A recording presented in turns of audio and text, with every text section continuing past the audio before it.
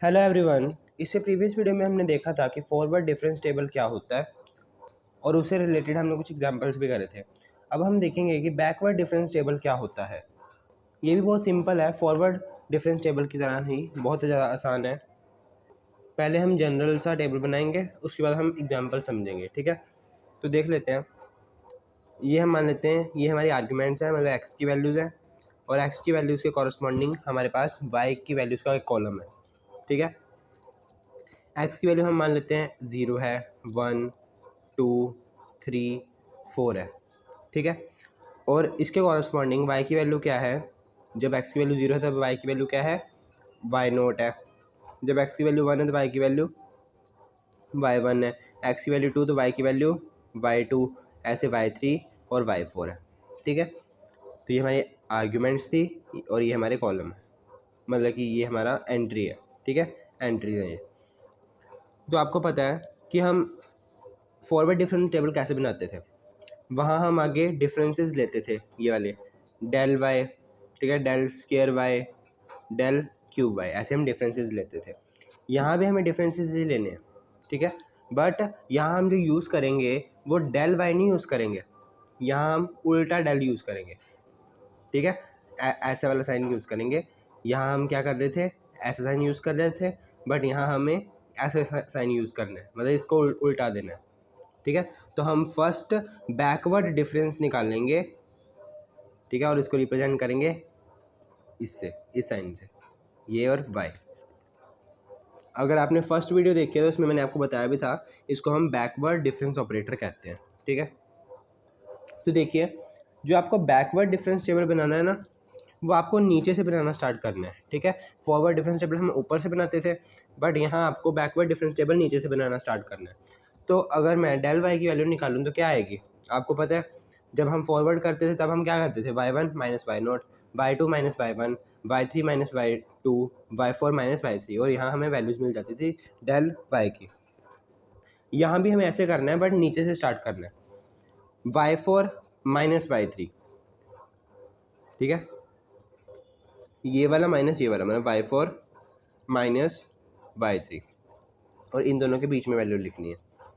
ऐसे Y 3 minus Y 2, Y 2 minus Y 1 और Y 1 minus Y note,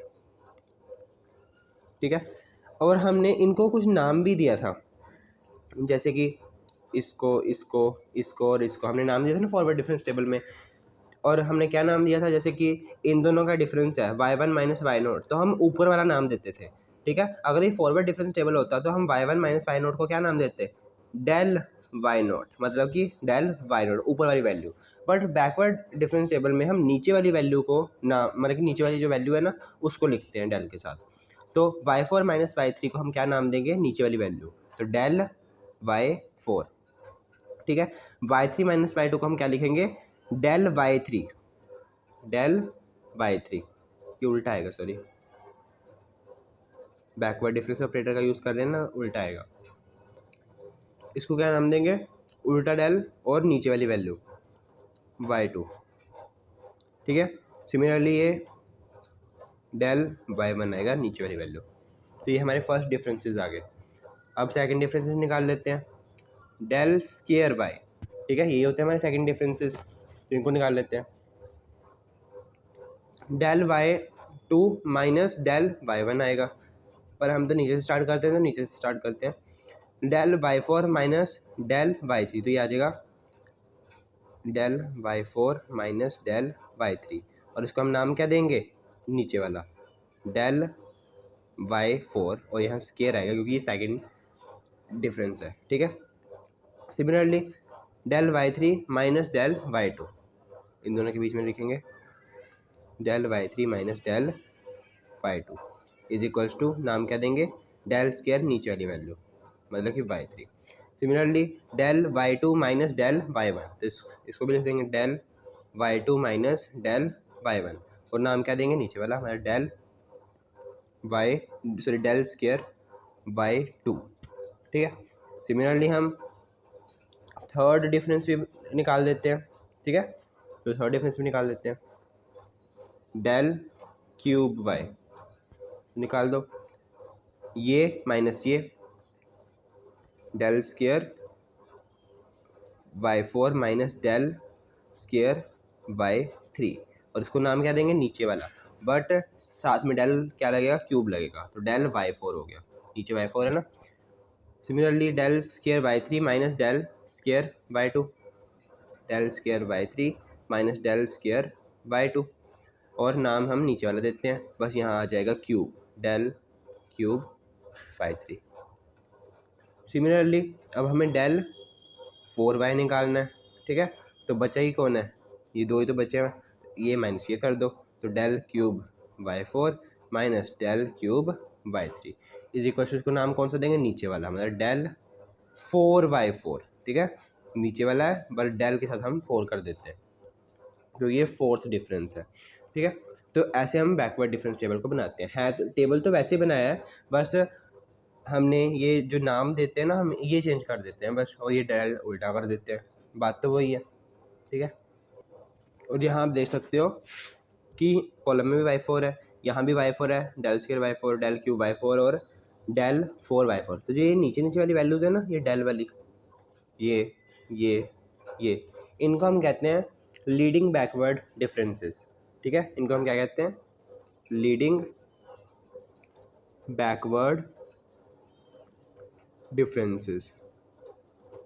कौन है ये, del y4, del square y4, del cube y4 and del 4y4, ये values, ये हमारी क्या है, बैकवर्ड डिफरेंसेस है, लीडिंग बैकवर्ड डिफरेंसेस है। और जो हमारा ये y4 है, y4, इसको हम क्या कहते हैं, लीडिंग टर्म, क्या कहते हैं, लीडिंग टर्म। चलिए अब हम एग्जांपल्स करते हैं बैकवर्ड डिफरेंस टेबल के ऊपर। चलिए अब हम एग्जांपल नंबर 3 देखते हैं। एग्जांपल नंबर 3 में क्या कहा गया है, by constructing difference table, first part है, find the 7th and 8th term of the series this. क्या करना है, हमें एक टेबल कंस्ट्रक्ट करना है, और उस टेबल की हेल्प से हमें इस सीरीज़ में, ठीक है, इस सीरीज़ में जो 7th और 8th टर्म अगली आएगी उसकी वैल्यू निकालनी है, ठीक है। तो चलिए हम डिफरेंस टेबल बनाते हैं। डिफरेंस टेबल इसको आप मतलब कि फॉरवर्ड डिफरेंस टेबल से भी कर सकते हो और बैकवर्ड डिफरेंस टेबल से भी कर सकते हो, तो हमने अभी बैकवर्ड डिफरेंस टेबल समझा है, तो बैकवर्ड डिफरेंस टेबल से ही हम करते हैं। तो हम x के लिए कॉलम बनाएंगे, एक y के लिए, एक आर्ग्यूमेंट के लिए होता है और एक एंट्री के लिए होता है।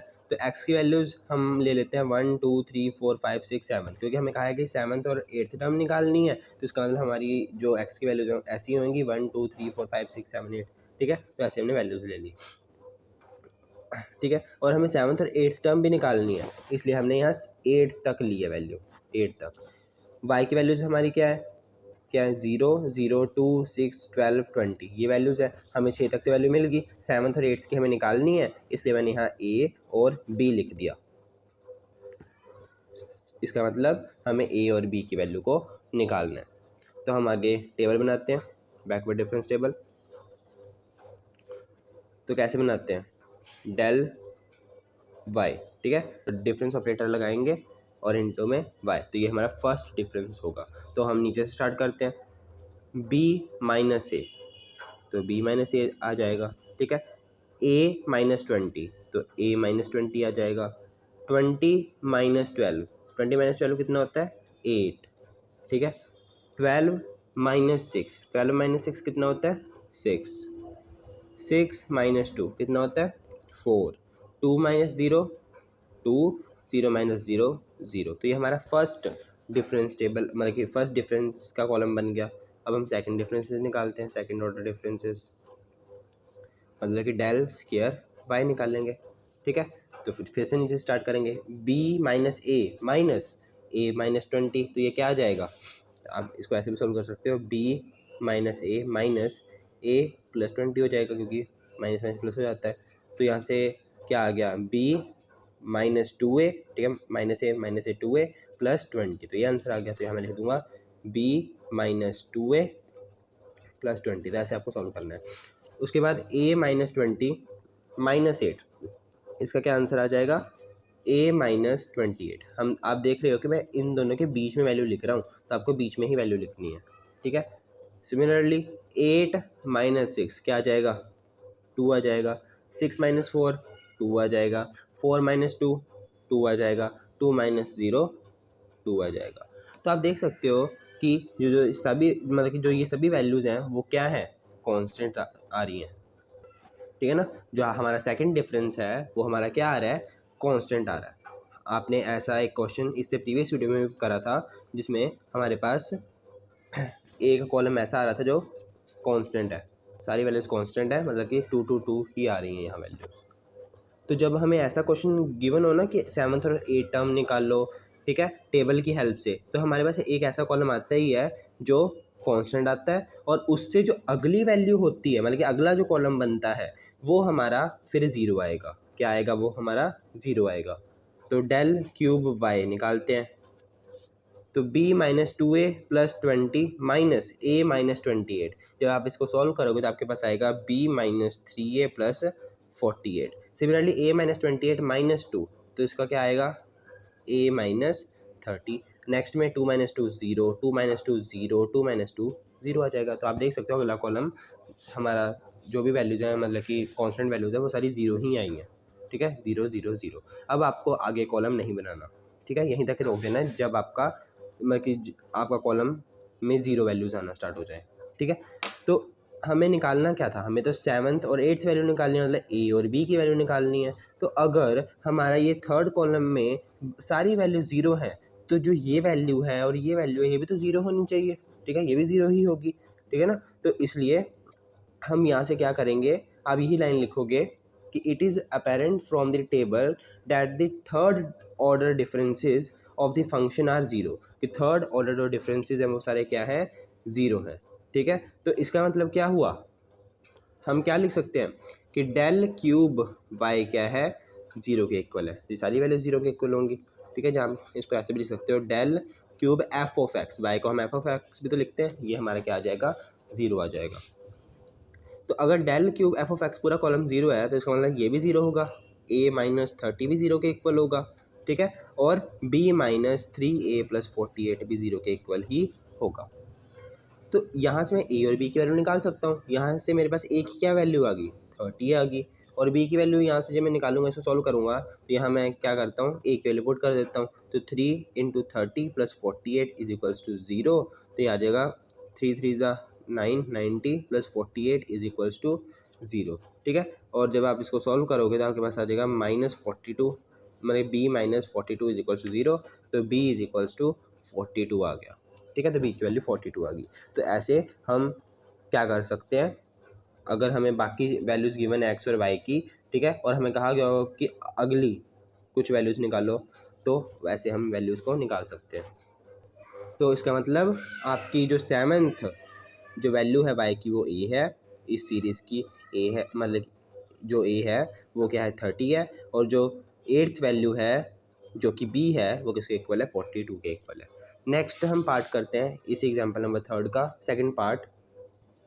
तो देखिए सेकंड पार्ट में क्या कहा गया है, verify that the value of Y when x is equal to 10 is 920 if y is equals to x cube minus x square plus x plus 10 and only 6 values of y corresponding to x is equal to 1 2 3 4 5 6 are used। क्या कहा गया है, अगर y की value हमारे पास ये है, मतलब कि y जो हमारे पास फंक्शन है वो ये है, ठीक है, तो हमें क्या करना है, हमें वेरीफाई करना है क्या कि जो y की जो 10th वैल्यू है, ठीक है, y की 10th वैल्यू जो आप कह सकते हो कि x की जब वैल्यू 10 है तो y की वैल्यू क्या होनी चाहिए, 920, ये हमें वेरीफाई करना है, ठीक है। अगर x की वैल्यू 10 है तब क्या y की वैल्यू 920 है, ये हमें चेक करना है, ठीक है। चेक नहीं करना, मतलब प्रूव ही करना है, 920 ही आएगी, बस हमें बताना है कि 920 ही आएगी, ठीक है। और हमें क्या कहा गया है कि इस फंक्शन का यूज़ करते हुए ना हम सिर्फ 6 वैल्यूज़ निकाल सकते हैं, हमें सिर्फ 6 वैल्यूज़ निकालनी ही है y की, ठीक है, क्योंकि 10th वैल्यू तो हमें चाहिए, हमें 10th वैल्यू तो हमें प्रूव करनी है टेबल की हेल्प से कि वो 920 होनी चाहिए, ठीक है। और पहली 6 वैल्यूज़ हम इस इक्वेशन का यूज़ करके निकाल सकते हैं, बट जो से अगली वैल्यूज़ हैं जैसे कि 7 8 9 10, ये जो वैल्यूज़ हैं हमें टेबल की हेल्प से ही निकालनी है, इस इक्वेशन का यूज़ करते हुए हम ये 6 वैल्यूज़ के अलावा और वैल्यूज़ नहीं निकाल सकते, ठीक है। तो देखते हैं बनाते हैं टेबल। तो पहले तो हम आर्ग्यूमेंट्स के लिए बनाएंगे, फिर एंट्रीज के लिए, ठीक है। एक्स की वैल्यू हम 1 2 3 4 5 6 के लिए निकाल सकते हैं। तो 1 2 3 4 5 6 ये 6 वैल्यूज़ लिख ली। तो इनके कॉरस्पॉन्डिंग वाई की वैल्यूज़ निकालते हैं। तो कैसे निकालेंगे? इस इक्वेशन का यूज़ करते हुए जो हमें गिवन है वाई की वैल्यू के लिए। तो एक्स की वैल्यूज़ हम यहाँ पुट करते जाएंगे, वाई की वैल्यू हमें कॉरस्पॉन्डिंग मिलती जाएंगी। तो साइंटिफिक कैलकुलेटर की हेल्प से हम निकालते हैं। तो देखिए, जब x की वैल्यू 1 है तो y की वैल्यू हम कैसे निकालेंगे? तो यहाँ 1 पुट करते हैं, 1 की पावर 3, यहाँ x की पावर 3 मतलब 1 की पावर 3 माइनस एक्स स्क्वायर मतलब कि 1 का स्क्वायर प्लस 1 प्लस 10, ठीक है। जहाँ एक्स था हमारे मैंने 1 पुट कर दिया, तो मेरे पास आंसर क्या है? 11 आ गया, ठीक है। तो यहाँ मैं क्या लिख दूंगा? y की वैल्यू मेरे पास क्या आ चुकी है? 11 आ चुकी है। सिमिलरली अब जब x की वैल्यू 2 है तो y की वैल्यू निकालते हैं। तो यहाँ मैं 2 पुट कर देता हूँ पूरी इक्वेशन है। तो x की जगह 2 पुट करूँगा, 2 की पावर क्या है? 3 माइनस 2 की पावर 2, ठीक है, प्लस 2 प्लस 10। तो क्या आ गया मेरे पास? 16 आ गया। तो यहाँ मैं 16 लिख दूंगा। सिमिलरली जब x की वैल्यू 3 है तो y की वैल्यू क्या होगी? तो वो भी देख लेते हैं। मतलब 3 की पावर 3 माइनस 3 की पावर 2 प्लस 3 प्लस 10। तो क्या है आंसर? 31। तो यहाँ मैं 31 लिख दूंगा। इसी सिमिलरली आपको 4 भी यहाँ पुट करना है, 5 भी यहाँ पुट करना है और 6 भी यहाँ पुट करना है। तो और y की वैल्यूज आपको मिलेंगी। तो वो वैल्यूज़ मैं यहाँ डायरेक्टली लिख रहा हूँ, 62 115 और 196 मिलेगी। तो ये हमने बना दिया। हमें तो पर ये चेक करना है ना कि जो 10th वैल्यू है, जब x की वैल्यू 10 होगी तब जो y की वैल्यू है 920 आनी चाहिए। तो हमें यहाँ 10 तक वैल्यूज़ लेनी पड़ेंगी। तो यहाँ हमें 7 भी करना पड़ेगा, 8 भी करना पड़ेगा, 9 भी करना पड़ेगा और 10 भी करना पड़ेगा। बट आप इस इक्वेशन में 7 8 9 10 पुट करके y की वैल्यू नहीं निकालोगे। ये हमें क्वेश्चन में कहा गया है कि आपको सिर्फ इस इक्वेशन का यूज़ 6 वैल्यूज़ के लिए करना है। तो 6 वैल्यूज़ के लिए हमने कर लिया। तो इसका मतलब 7 8 9 10 की वैल्यू हमें माननी पड़ेगी। तो मान लेते हैं कि 7 की जब मतलब कि जब वैल्यू x की 7 है तो y की वैल्यू क्या है? a है। जब x की वैल्यू 8 है तो y की वैल्यू b है। जब x की वैल्यू 9 है तो y की वैल्यू c है। जब x की वैल्यू 10 है तो y की वैल्यू d है। ये हम मान लेते हैं, ठीक है। अब हम बनाते हैं डिफरेंस टेबल। तो इसको आप फॉरवर्ड डिफरेंस टेबल से भी कर सकते हो और बैकवर्ड से भी कर सकते हो। मैं बैकवर्ड से कर लेता हूँ। तो यहाँ हम बैकवर्ड का साइन लगाएंगे, बैकवर्ड डिफरेंस ऑपरेटर का और y का। फर्स्ट डिफरेंस निकालना है ना, इसलिए। तो नीचे से स्टार्ट करते हैं, d माइनस सी। तो d माइनस सी लिख दिया, c minus B, C minus B लिख दिया, बी माइनस ए, बी माइनस ए लिख दिया।